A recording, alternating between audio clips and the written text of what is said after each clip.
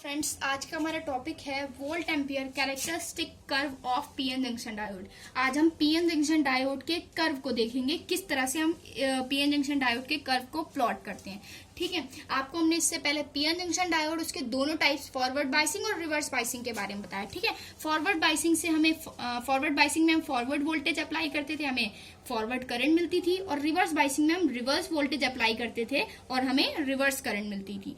ठीक है, तो सबसे पहले हम समझेंगे फॉरवर्ड वोल्टेज मतलब तो इस तरह से हम कह सकते हैं कि वोल्टेज और करंट के बीच में जो ग्राफ हम खींचते हैं उसे हम लोग बोलते हैं VI characteristics of PN junction diode या volt ampere characteristics of PN junction diode. ठीक है, तो चलिए देखते हैं फॉरवर्ड करंट और फॉरवर्ड वोल्टेज और फॉरवर्ड करंट के बीच में जो ग्राफ प्लॉट होता है वो कैसे होता है।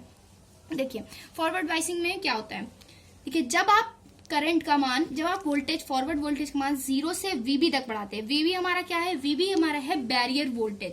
ठीक है, वीबी तक बढ़ाते हैं जब वीएफ का मान, तो क्या होती है, हमने आपको फॉरवर्ड बाइसिंग में बताया था, जो हमारी डिप्लीशन लेयर होती है उसे सबसे पहले देखिए फॉरवर्ड बाइसिंग में क्या होता है। फॉरवर्ड बाइसिंग में हमने आपको बताया था कि ये जो हमारी डिप्लीशन लेयर होती है, इन्हें जो मेजॉरिटी चार्ज कैरियर्स होते हैं ये इस डिप्लीशन लेयर को पेनिट्रेट करते हैं। तो जितना वोल्टेज हम फॉरवर्ड वोल्टेज का मान मतलब स्टार्टिंग में जब हम फॉरवर्ड वोल्टेज का मान स्टार्ट करते हैं, बढ़ाना स्टार्ट करते हैं, तो लगभग वीबी मतलब बैरियर वोल्टेज तक, वीबी वोल्टेज तक वीएफ का मान जब हम बढ़ा देते हैं, तब हमारे जो मेजॉरिटी चार्ज कैरियर हैं वो इस डिप्लीशन लेयर को पेनिट्रेट कर पाते हैं। ठीक है, तो मतलब वीएफ का मान अगर वीबी के बराबर होगा तब तक तो सिर्फ हमारी करंट फॉरवर्ड करंट हमें नहीं मिलेगी, तब तक तो सिर्फ पेनिट्रेट होगी ये डिप्लीशन लेयर। ठीक है, उसके बाद हम बढ़ाएंगे तो हम देखेंगे क्या होता है। ठीक है, तो वीएफ का मान, फॉरवर्ड वोल्टेज का मान वीबी तक बढ़ाने पर, बैरियर वोल्टेज तक बढ़ाने पर सिर्फ क्या होता है, जो हमारे मेजॉरिटी चार्ज कैरियर्स होते हैं वो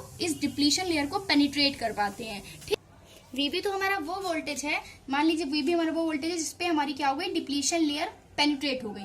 अब हम अगर वीबी के बाद वोल्टेज फॉरवर्ड वोल्टेज का मान बढ़ाते हैं तो जो हमारी करंट होती है वो पहले तो धीरे धीरे बढ़ती है, मतलब पहले तो मेजॉरिटी चार्ज कैरियर्स धीरे धीरे निकलते हैं डिप्लीशन लेयर से, फिर जब हम वोल्टेज का मान और बढ़ाते जाते हैं तो क्या होती है, करंट हमारी पहले तो स्लोली देन रैपिडली इंक्रीज कर जाती है। ठीक है, तो ये हमारा जो ग्राफ हमें मिलता है वो होता है हमारा फॉरवर्ड वीआई कैरेक्टरिस्टिक्स होता है। ठीक है, VI characteristics of PN junction diode forward biasing में। ठीक है, अब देखिए रिवर्स बाइसिंग में क्या होता है। रिवर्स बाइसिंग में क्या होता है, आप ये ग्राफ पूरा मैंने एक साथ प्लॉट किया हुआ, ये फॉरवर्ड बाइसिंग और ये रिवर्स बाइसिंग है। ठीक है, रिवर्स बाइसिंग में देखिए क्या होता है। रिवर्स बाइसिंग में मैंने आपको बताया था, रिवर्स बाइसिंग में कोई भी जो करंट होती है हमारी माइनॉरिटी चार्ज कैरियर्स की वजह से फ्लो होती है। ठीक है, हमने आपको बताया है रिवर्स बाइसिंग में करंट माइनॉरिटी चार्ज कैरियर्स की वजह से फ्लो होती है।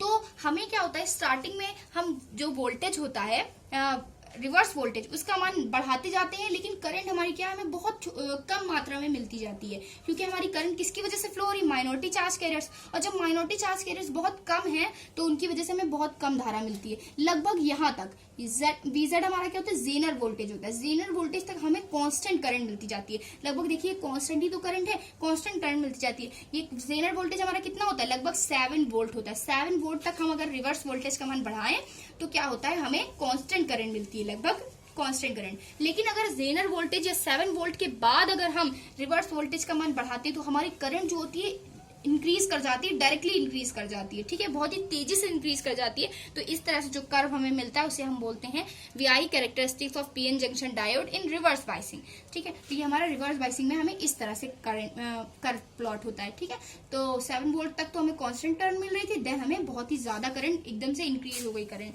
ठीक है, तो ये हमारा टोटल ग्राफ हो गया VI characteristics of PN junction diode.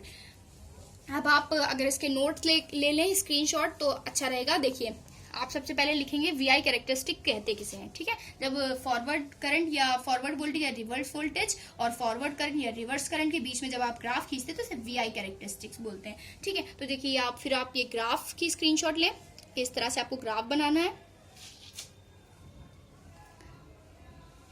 ठीक है, देन आप ये देख लें, वी की क्या होता है, नी वोल्टेज होता है, वीजेड जेनर वोल्टेज और वीबी हमारा बैरियर वोल्टेज होता है।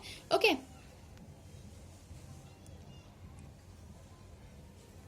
तो देखिए ये आप फर्स्ट पॉइंट लिखेंगे जब आपने फॉरवर्ड वोल्टेज का मान वीबी तक बढ़ाया। ठीक है, तो वीबी तक बढ़ाने में सिर्फ आपने क्या किया, पेनिट्रेट ही कर पाया। आप क्या करें, majority charge carriers penetrate the depletion layer, तो वीबी तक पेनिट्रेट किया डिप्लीशन लेयर को। बियॉन्ड वीपी, वीबी के बाद जब हमने वीएफ का मान बढ़ाया तो हमारा क्या मिला, हमें इंक्रीज कर गई करंट, डायरेक्टली इंक्रीज कर गई, तो वो ये पॉइंट लिखा हुआ है। ठीक है, तो ये क्या हुई, हमारी ओम्स लॉ को फॉलो नहीं करती हमारी। ठीक है, तो हमें क्या मिला था फॉरवर्ड में, फॉरवर्ड जो हमने फॉरवर्ड बाइसिंग में जब हमने ग्राफ बनाया था तो हमें एक्सपोनेंशियल कर्व मिला था, मतलब ऐसा कर्व मिला था जो ओम के लॉ को फॉलो नहीं करता है। ठीक है, देखिए अब थर्ड पॉइंट में आप लिखेंगे जब आपने रिवर्स बाइस को करा। ठीक है, रिवर्स बाइसिंग में आपने पहले तो कांस्टेंट करंट हमें मिल रही थी। ठीक है, जब हमने माइनॉरिटी चार्ज कैरियर्स की वजह से जो करंट मिल रही थी वो कांस्टेंट करंट थी, लगभग एकदम कम मात्रा में। ठीक है, फिर उसके बाद जब हमने जैसे जैसे रिवर्स वोल्टेज का मान 7 वोल्ट से ज्यादा बढ़ाया वैसे वैसे हमारी करंट क्या हो गई, एकदम से इंक्रीज कर गई, approaches to the large value of this, large value पे पहुंच गई। ठीक है, तो इसे हम क्या बोलते हैं, break down voltage.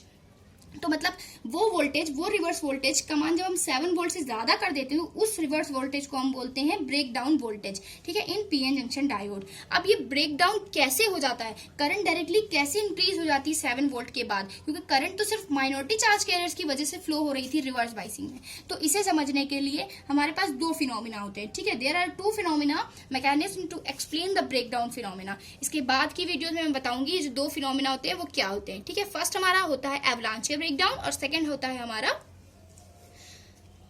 Zener breakdown. ठीक है, जेनर ब्रेकडाउन, तो इसके बाद मैं एक्सप्लेन करूंगी उनके बारे में। अगर आपको ये समझ में आया हो और आपने अच्छे से स्क्रीनशॉट ले लिया हो और प्लीज अगर आपको ये समझ में आई हो हमारी वीडियो तो प्लीज हमारे चैनल को लाइक, सब्सक्राइब और कमेंट करें। Thank you for watching.